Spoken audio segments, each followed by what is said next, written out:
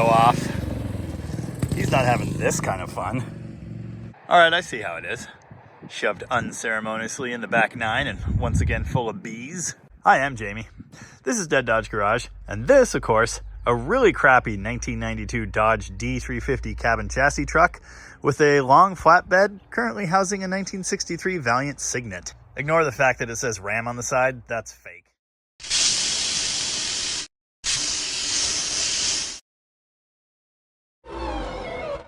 What do you want to bet he stole the battery? Yeah, he stole the battery. In a previous video, you saw me work way too hard getting 6 good tires mounted on this truck, only to test drive it back and forth around the shop here, like 10 miles total, and find out that it has a horrible braking problem. Basically what was happening was intermittent dragging of the front calipers. First the left, then the right, and then both. That was really cool. Yes, we know that this is not necessarily a ramp truck. It is a flatbed, but it has ramps on it, so there you go. Yes, I know that this is dangerous, sketchy, and bad. I'm planning to extend the bed like back to here and make it way less horrible. I'd also kind of like toolboxes, and a winch that works would be great. With the bed extended, I'll also be able to cut these god-awful super heavy ramps in half, and that will be really nice. Yeah, okay. They're not in the truck, they're just everywhere else. I have a plan for this thing. A really kind of insane, optimistic, nutso, super dumb plan. And yeah, kind of excited to share that with you. But first, I need this thing to run, I need it to go down the highway, and I need the brakes to work. I also need the overdrive to work. Speaking of which, I got lots and lots of comments about that. I'm fully aware that it's controlled by the PCM. I'm also fully aware that this particular PCM is full of tree parts, rat poop, and God knows what. So yeah, this thing doesn't work. That's why it's got an external voltage regulator. I was told that one of these switches made the overdrive work, but it doesn't. So I need to figure that out. Now in the video, I said overdrive and lockup. The thing is though, these first gen overdrive transmissions do not have a lockup converter. They only have the overdrive gear. You can tell that by this 2-wire connector on the transmission. That's my bad. I definitely knew that at one time, but I forgot. Another commenter told me that the death wobble problem is probably steering linkage related. And I agree. I realize that's what usually causes death wobble. Well, that and just the pure existence of a straight front axle on a 4x4 truck, but that's a different matter. The thing is, you watched me film the steering linkage on this truck, and there is no obvious play at all. And the death wobble thing was only happening when the brakes were dragging, so I don't know. Okay, let's take the very long walk back to the shop and hopefully find a battery somewhere. It's always a ridiculous game of musical batteries around here. Nope. What's behind door number 2? Nope. My kingdom for a battery. That one's half dead. Wait, there it is. Our only good battery. Oh, I hate this. Though I do take solace in the fact that Tom probably also had to carry it hundreds of feet. Don't forget to bring your battery hold down. Oh yeah, I don't know if this is specific to the cabin chassis or if it's something somebody added. No idea, but it has an extra 2-groove V-belt pulley right there on the water pump, which I could use to drive things like an air compressor. That's my genius plan anyway. Oh cool, more rat's nest. I don't know what you know about the 12-valve Cummins, but I'll tell you what I know. It's like the best. The best. I always instinctively roll down the driver's window in like everything I drive. Don't do that in this truck because it just falls in the door. Luckily, I did bend the door so I can lift the window back out. Unlimited power! Whoever knew that a loaded ramp truck would be so good off-road?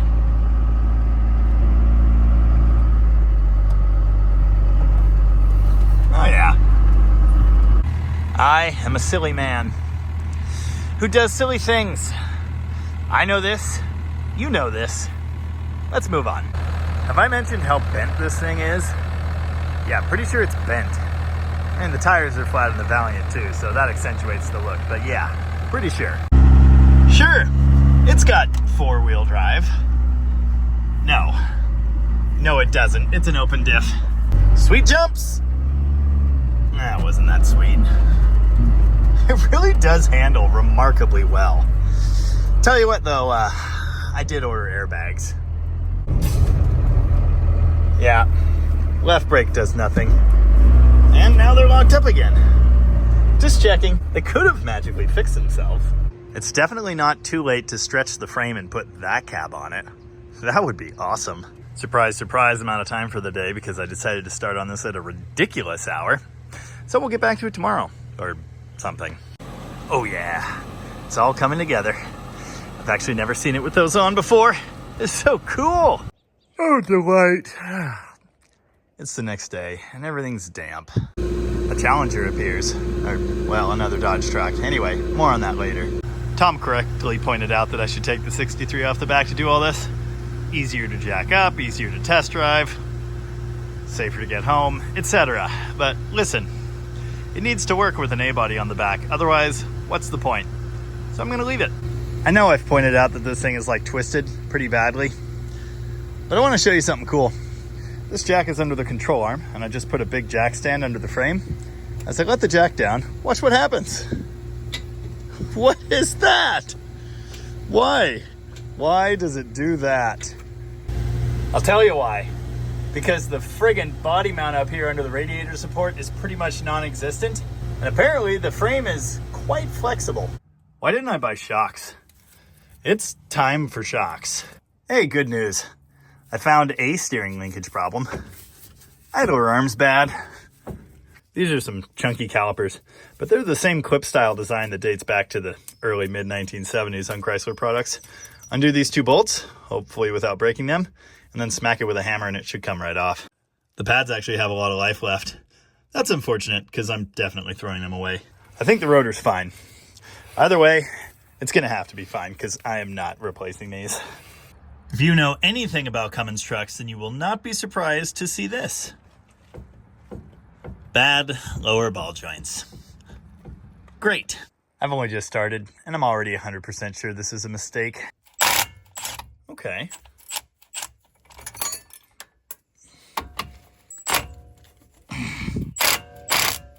Miracle of miracles. Sometime today. Nice. Good smells in there too. Yeah, these were seriously like new. Oh well. Well, here's where we're at. As usual, fire. Oh yeah, buddy. Oh, be glad you weren't here to hear the swears. Anyway, I've talked about this before, but I'll mention it again. The outer pad that sits in the caliper on these Dodges, actually similar to some GMs, it has tabs on the top, which you want to tap down with a hammer to make sure you get a tight fit here. Otherwise, you'll be hearing that noise forever. Yeah, it's just that easy.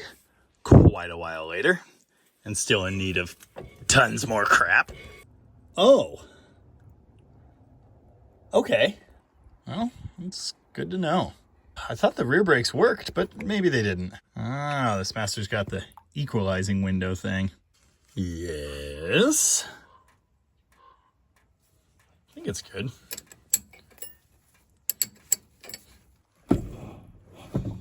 That's brakes if I've ever seen them. Nice. Now to do that all again. Whee! And now we're looking at the left, the really bad one. The rotor over here is worse, but we're going to ignore that. Looks like someone's been in here before, judging by the shiny new clip here. These pads are in much worse shape. The good news is all this has been heated up significantly very recently, so maybe it'll just come apart. Yay! Okay, that wasn't so bad. Driver's side lower ball joint's fine. Wheel bearing, on the other hand, seems smooth and quiet, but it's loose. I'm gonna let this driver's side brake line soak while I go get a corn dog or something. No, that doesn't look sketchy at all. Don't breathe that. Yeah, letting it soak for 2 hours and then hitting it with the torch worked really well on this side. It came loose immediately. Could be related, I guess. Hose is supposed to point that way, but the last guy pointed it that way. That might be why it was rubbing on the frame and going to pieces. Yay! Well, one commenter said that a cabin chassis never should have had overload springs. You sure because those sure look like brackets were removed, and those have been on here for a long, long time, and they had the crap worn out of them. Just saying. Woo! Again. Amazingly enough, just beating on the wiper motor last time and then playing with the arms was enough to make it just work. So that's cool. No washer fluid. I'm shocked. Wait! Wow! Wait, hold on. There we go. Nice. Oh, I just remembered it doesn't charge though. I guess I should probably fix that. Anyway, the important question. Do we have brakes? Whee! Okay. Pedal's a little soft. Yeah, I need to go stomp on the brakes a few times to bed these pads in, and then we'll see what we got. I'm kind of amazed, but the intermittent wiper mode does work. A minute ago, the motor stopped again. I just beat on the dash until it started moving. It works, so it's not dumb. This thing needs wiper blades. Also a windshield. Brake test? Yeah, those are totally brakes.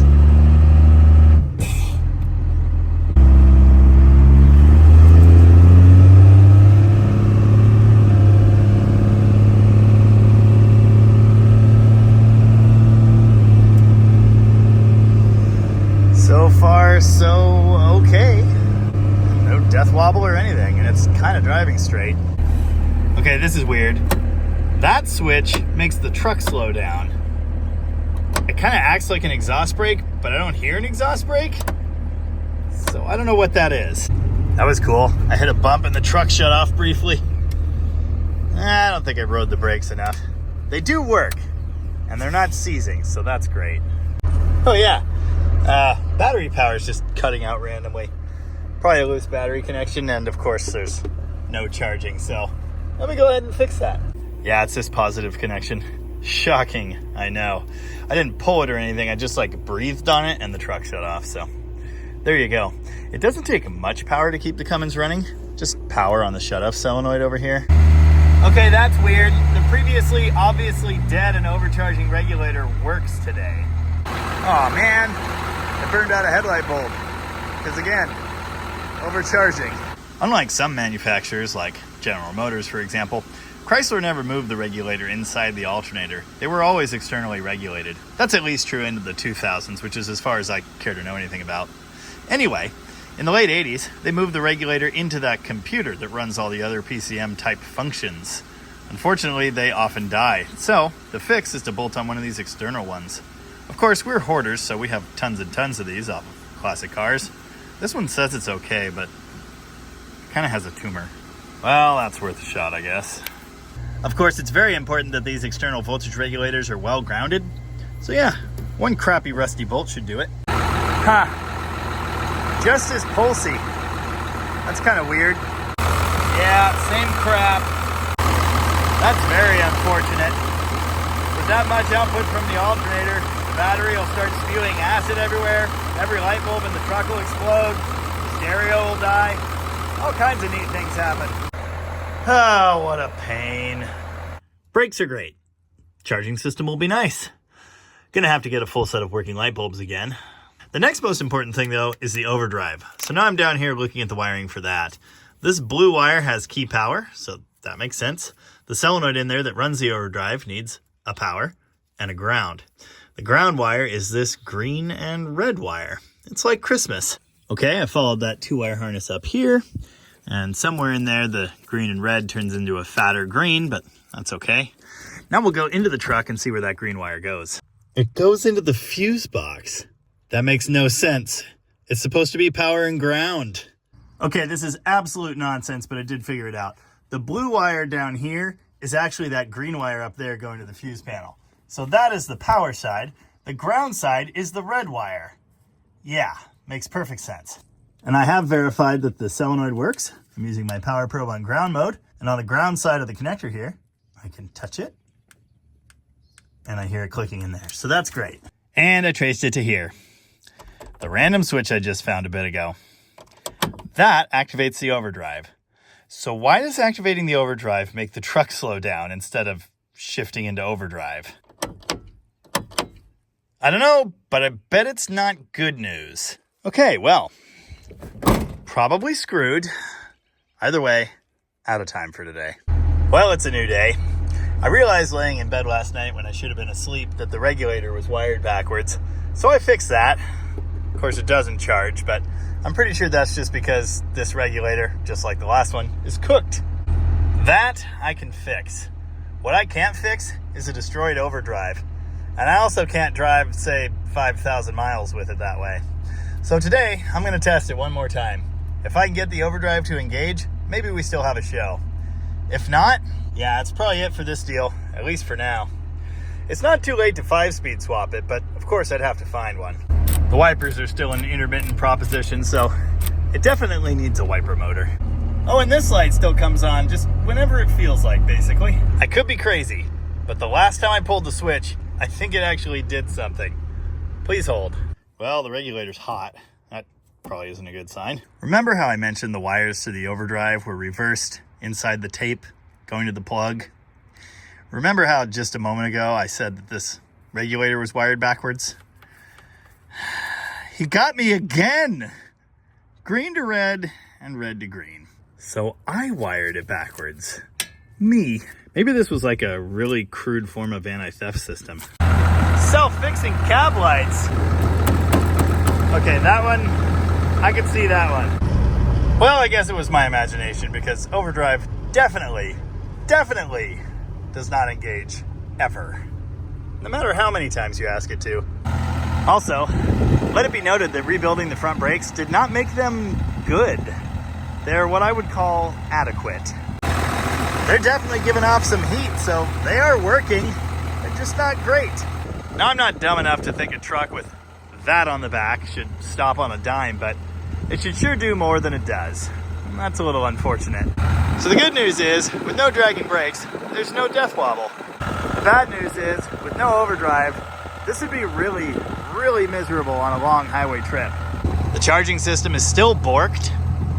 The rear suspension is still saggy. The bed still needs redone. And so many other things. This running light was out until I smacked it. It's fully restored now. Yeah, basically every single thing about this operation tells me this is a bad idea. And I should just go park it in the field again. Okay, here's hard braking now. That is finally doing something. Nice. I will say, even without overdrive, it cruises all right at 55. Whoa, it engaged. It delayed briefly, and then it clunked into overdrive. And there it is out of overdrive. There it is in overdrive. Oh, it fixed itself. Okay, maybe it'll explode. Well, now with overdrive working, this is just a dang pleasure. Kind of. I really can't stress this enough, but as sketchy as this thing looks, it really does drive pretty nicely. Good truck. Time to keep parting out that white truck, I guess. We need an alternator and brake cables would be really nice. Man, I'm looking at this thing with fresh eyes now. I'm so much more excited now that I know there's a chance. It just looks better, you know? Maybe that's because it's wet. Guess that's all for today. Well, it's a new day. Not a better one, really, but a new one. Anyway, I've got a box with a bunch of money in it that says, hopefully this truck will soon be able to carry weight a little bit better. Okay, that might not have been as good an idea as I thought, but hopefully once we've got bags on it, it sits something like this. Good news, everyone. It doesn't fit. This tire would have to be like 2 inches that way for this bag to go where it's supposed to be.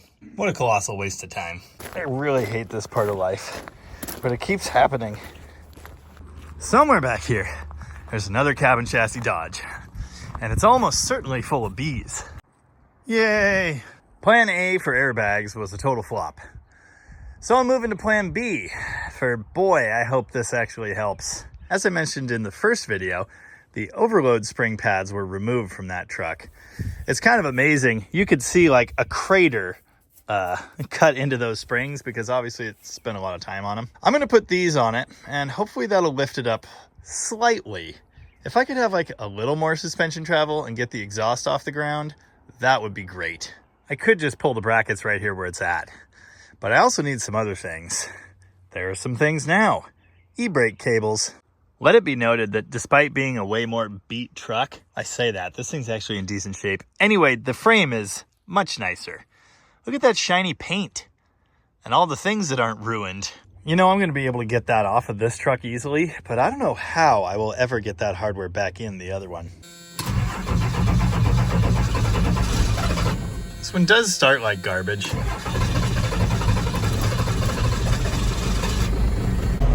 I wasn't kidding about these front brakes being seized too.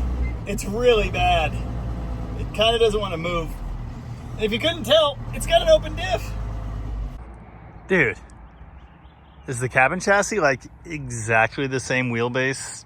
No, but it's close. Really close to the crew long. Just saying, Tom, you know what you must do. Yeah, these overloads have been lightly used. Should probably just take the whole springs off the other truck. Too much work. Anyway, got one bracket on. You know, 3 out of the 4 were pretty easy. Number 4, not so much. Dude, why? What is this?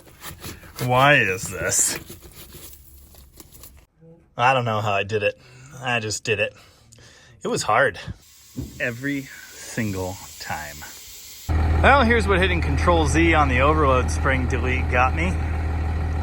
Not much. Comparing to previous pictures, it's either exactly the same or like an inch higher at most. Well, it does feel a little bit more stable.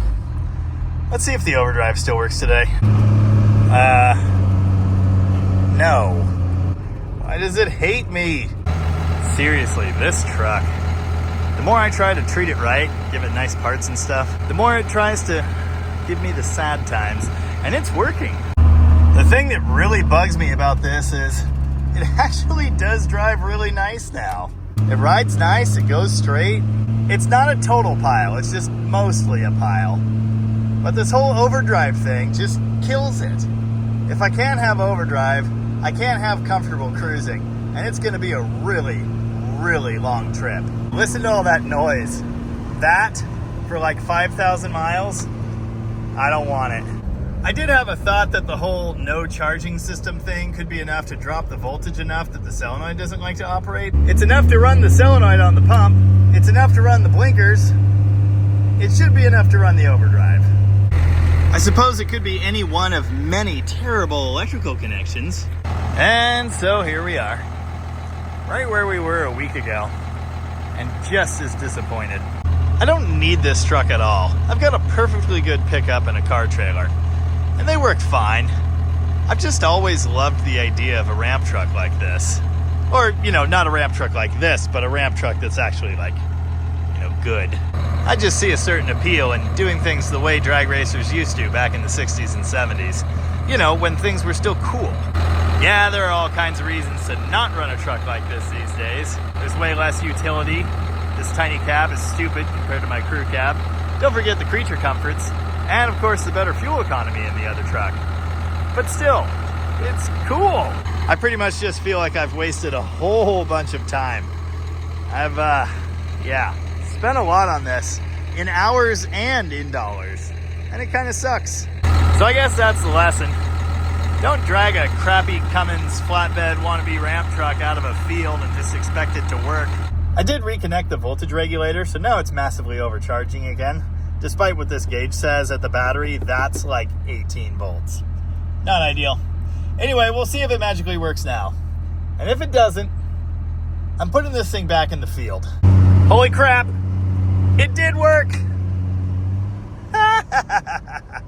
Okay, it just wants more than 11 volts, I guess. Knowing the way it's wired, it's highly unlikely that 11 entire volts are getting down there anyway. So that does make some sense. Yeah, it's working every time now. There's 60. No problem. Isn't it funny how this project just keeps becoming depressing and then it becomes exciting again? There's 65. It's not shaking itself to pieces. It's kind of fine. Okay, it's a little bumpy, but it's not bad. I could do 65 for a while. Maybe don't corner at 65, but it really does feel stable. I mean that. It doesn't feel sketchy like you might think. It just rolled over 141,700 miles. Whether that's at all accurate or not, I have no idea. Yeah, that's just bad. This is interesting. And it could be part of our problem, maybe. The signal wire that's powering up the regulator is only seeing about 14 volts. So maybe it thinks it's making about 14 volts and everything is fine. I'm sure this horrible mess couldn't have anything to do with anything, considering that sometimes when I wiggle this, the whole truck dies. Okay. This random inline fuse seems to somehow be running the injection pump. How? That one red wire with a random glass fuse that's hot for some reason powers the entire electrical system in the truck. We've looked at this horrible mess, right? It is horrible. I sure hope none of these random wires are important. After much digging, I figured out the nightmare here. I think this was a fusible link that protected that circuit. It must have melted. So then it was swapped to this horrible fuse holder. You know, the one that was getting hot and totally not good at all. Doesn't help that this is rusted to crap and there were multiple butt splices in the wire with corrosion and stuff. So, forget the fusible link. I ran it right here. This is one of the grid heater relays. I did check the voltage here, and it's only a 0.01 volt drop from the battery, so, you know, I think that's fine. So now it should click. Yay. I was going to try and get this apart and fix it, but there's nothing left here to fix. Needs a battery terminal. Here's a cool test. Voltage drop. With your meter on DC volts, put one terminal on the positive, and the other terminal on the circuit you want to check. I was really hoping that rerouting that red wire would make this better, but it's still 0.6 of a volt. Not ideal. Okay, yeah. After all of that, this is our whole problem. That connects all the main wires to the truck, and when I move that, this number can change significantly. 2 volts to 0.6. I saw it as low as 0.2 once. That's a problem. Yeah, we've got one of these terminals in stock, but unfortunately, it's way too dinky to fit the big, giant starter wire that the Cummins uses. So I'll have to buy a heavy-duty one, I guess. Ha! I figured out the winch problem. The winch might be the problem, but at least it's working. Actually, it was just a bunched-up cable. It's fine now. Nice. As you can tell, that thing is super well anchored. Yeah. Anyway, the more I look at this, the worse it gets. I should stop looking. Well, there goes another 2 hours of my life I'll never get back. At least I got most of the things figured out. Dude, look how twisted the nose of this truck is. Good Lord. Maybe I'll drive it home tomorrow. Maybe. I'm sure we can all agree, though, that's a really bad idea. Have I mentioned that I'm trading the Dakota for that Ram truck? Well, I'm trading the Dakota for that Ram truck. That was like the whole plan. I do like this thing, but I haven't driven it in like 3 weeks and everything was fine, so I think that means it's extra. And frankly, given the choice between these two, yeah, I know which one I'm picking. For one thing, I definitely won't miss 15 miles a gallon or whatever the heck this thing gets. It's not great. Yes, thank you. Have you ever wondered how I could possibly drive 20 different cars legally? The answer is simple. Broad form insurance. If you're nuts like I am, I highly recommend it. I returned that airbag kit for the Cummins, and I read the description. And right there in the description it says, requires 8 inches between frame and tire. That would have been good information to have. Yeah, choo-choo, we got it. Okay, I will miss this truck. It's pretty awesome.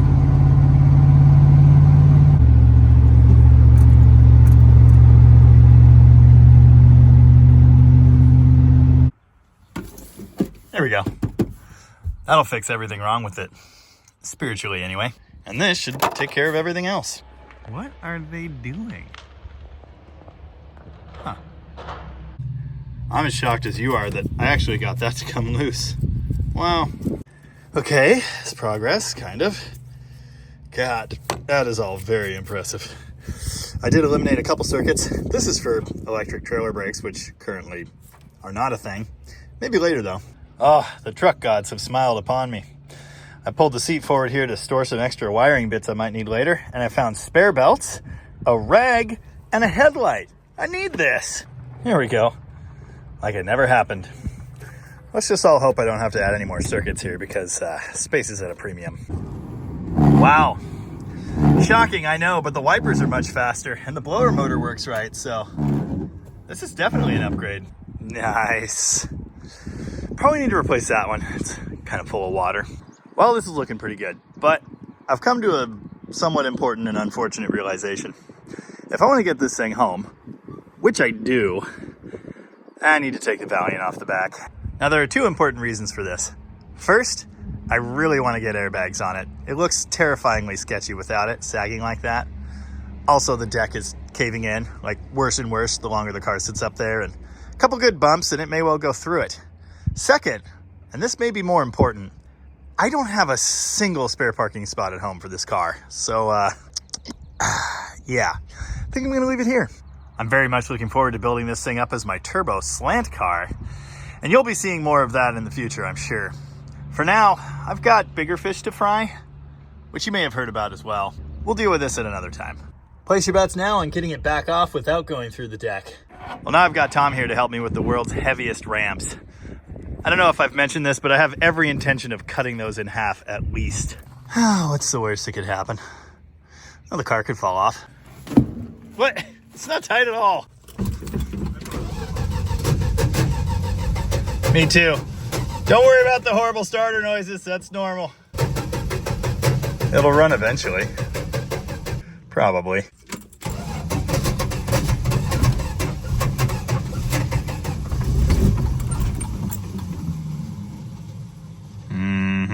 Remind me to put a starter in this thing.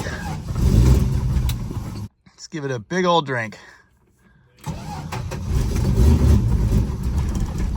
Still charges, which is awesome.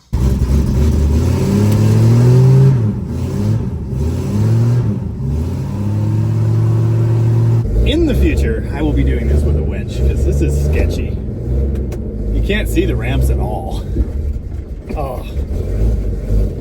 Also, this thing runs really bad.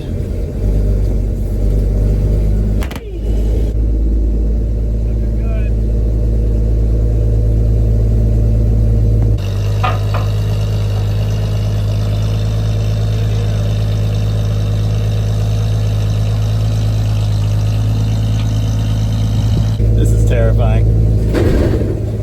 That's the ground.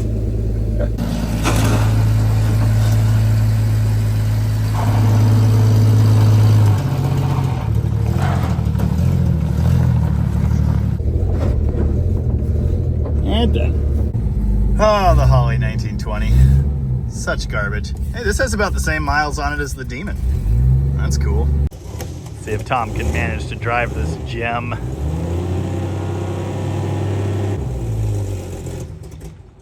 Uh-huh.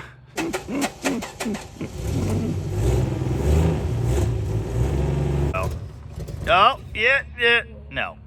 Why would you use the wipers? Don't do that. Yes. Yes. This will come as a shock, but it drives way better without a car on the back. It's peppy. Remarkably capable off-road. I might have allegedly just watched that guy fall down the hill. Of course I didn't get it on film. They haven't destroyed my wheeling spot yet. Hopefully they don't.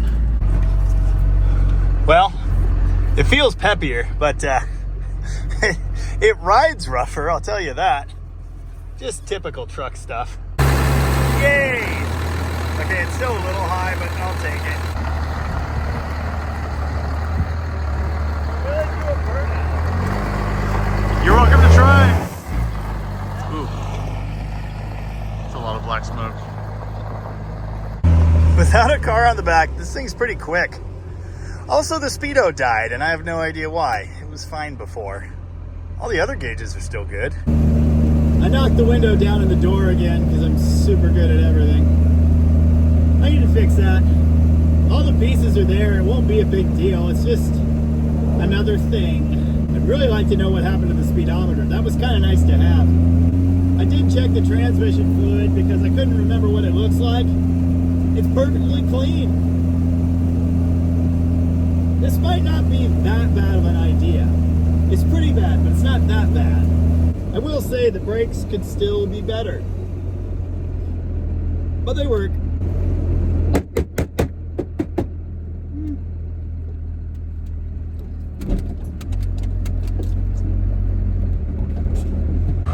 Well, it doesn't look as impressive now. It just looks like a crappy old Dodge truck. How entertaining is it that taking that car off only raised the bed like an inch and a half? It got this thing off the overloads barely.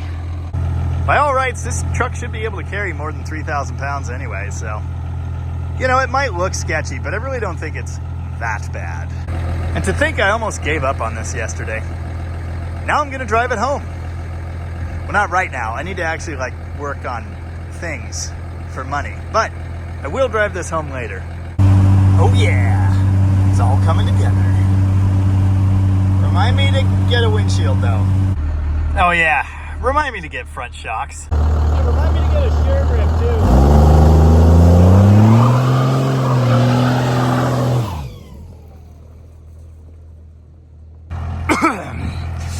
Yeah, that's why you go for the intercooled one.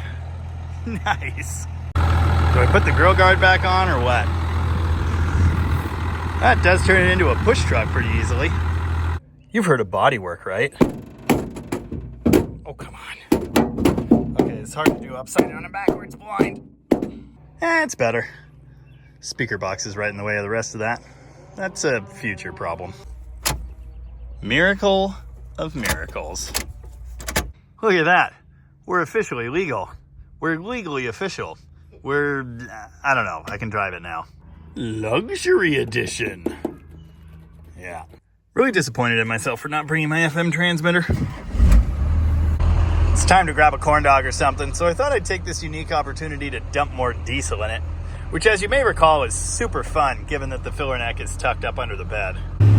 It's not fast, but it's, you know, fast enough, I guess. Speedo is still dead. I'd like to revive that one next. Oh, this makes it a little easier. Well, here we go. What's the worst that could happen? Never mind. I know what the worst that could happen is. I really wish the speedometer still worked. I don't know what that's about. I went and shook all the wires and everything, and no joy. I have no idea how fast I'm going. I'm stuck at 21.6 test miles, and the truck is stuck at 141,700. I have my little toolbox. Found a lot of good that'll do me. I've got half a cookie, and I've got this Hot Wheels M2 Power Wagon for good luck. So I think everything will be fine. This is officially the furthest this truck has driven in a long, long time. We still don't know how many years it was parked, but a lot. 1 decade minimum, 2 decades maximum, I think. I know this is a horrible 32-year-old, crappy, beat, rough, well-used, bashed and ugly, crappy, did I already say crappy, 1-ton dually Dodge truck with ancient tires and a bunch of worn-out parts. But, and I mean it, it actually drives kind of okay. Handles the corners well. My biggest issue so far is I keep forgetting about the overdrive switch. With the switch engaged, essentially anytime the transmission shifts into third, it will then switch into overdrive. The overdrive is supposed to be delayed until like 45 miles an hour, whether it's shifted into third or not. But yeah, the bypass switch makes that not happen. Typical Cummins, it needs a thermostat. In spite of that, the heater really does work well, which is good because I've elected to leave the window down. I was thinking I'd had a lot more of these things, but I've been counting and counting again. Actually, I think this is only number 4, at least as far as 12 valves are concerned. Then I've had like 4 24 valves and my 3rd gen. Okay, I have had 3 other Cummins engines outside of trucks. Maybe that's what I was counting. Whee! Yeah, I just used the whole road. It's surprisingly fun, I'm telling ya. Excelsior! Or wait, don't I normally say unlimited power? Whatever. Hey, how many horrible clank noises should come out of the driveline when I goose the throttle a couple times?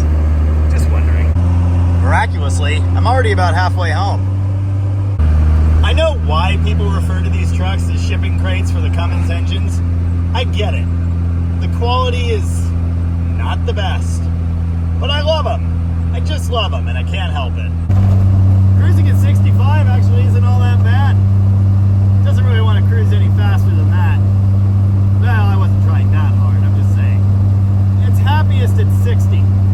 65 was doable, but at that speed, it suddenly became very apparent how terrible these tires are.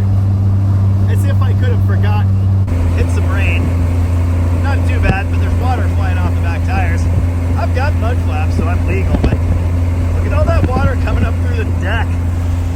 That's kind of cool. You know, I really don't mind a diesel with an automatic, but if I could change one thing, it would be to add a locking converter, because this thing is sloppy. I don't know what that is, but it just flew out of the defrost vent. Alright, I figured out what it is. Nice. Well, the radio works, but it's not exactly anything to write home about. Wiper blades. What a good idea. This is another one of those times where you can actually see in the phone, but in real life, I'm pretty much blind. Because I don't have a speedo, I'm just using the tire vibration as my speedometer. When it starts vibrating, I'm going too fast. I just noticed my brakes are working much better, but they also pull to the left, so maybe I've got some residual air on the right side. Also, I'm smelling gasoline, but that's definitely not me. I just flipped from floor heat to face heat, and now I'm smelling electrical fire. Should I be worried about that? Yeah, good job. Proud of you. I'm only 14 miles from home. I'm very confident I could have done this with a car on the back. It would have been fine. I haven't seen any officers of the law. I just remembered. I have one of these windshields. I've been storing it for like 8 years. The wipers stopped working. Didn't even notice. I had them on intermittent and they just stopped intermittenting. Anyway, when that happens, smacking the dash almost always works. I guess there are just chunks of pen flying out of here forever. Well, it does car things, like pick up fast food when you get home late, so that's good. The heater is just amazing. Just really surprising. And it stomped a Nissan Versa off the line, so there's that. I know, it's silly. But I really like driving this thing. It's pretty decent. The third gen's 1,000 times better, but that's not the point. Made it. Never even died. Not even once. Not even a little. Ah, home sweet home. Now I have to dig out this stupid window. Well, that was anticlimactic. Nothing fell off, didn't get arrested. Now that it's finally here, I need to get cracking on this bed like ASAP. Because as mentioned, I have some plans. Wicked plans. Stupid plans. But you'll hear about all of that soon enough. Or maybe you already have. I don't know how time works. Anyway, until next time. Thanks very much for watching. And remember, follow your dreams, even if they're really dumb. I'm pretty sure I used that one before, but it definitely applies here. Just saying.